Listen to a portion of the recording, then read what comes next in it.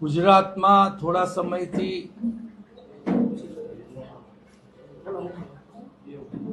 અદાણીની સરકાર એટલે કે સાહુકારોની સરકાર આ બીજેપી કામ કરી રહી હોય તેવું લાગે છે.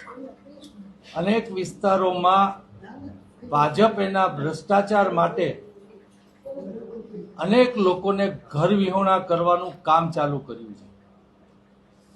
તેમાં અત્યારે રાજકોટના આજી નદી કાંઠાના વિસ્તારમાં વસતા 50% હિન્દુઓ અને 50% મુસ્લિમોની વસ્તી ધરાવતા વિસ્તારને કલેક્ટર દ્વારા નોટિસ દેવામાં આવી છે.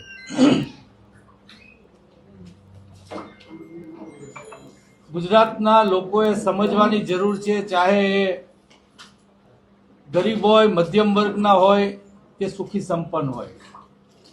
બીજેપીના ભ્રષ્ટાચારમાં તમારું મકાન કે તમારું ફેક્ટરી કે તમારી ઓફિસ કે જે કાંઈ નડતું હશે એ ચાહે દસ્તાવેજ વાળું હોય તો પણ પીપીપી યોજના દ્વારા અનેક લોકોના દસ્તાવેજના મકાન હોવા છતાં અનિચ્છાએ ખાલી કરાવી અને ભાજપે તેના ભ્રષ્ટાચાર માટે લોકોને પરેશાન કર્યા છે એ સૌ જાણે છે.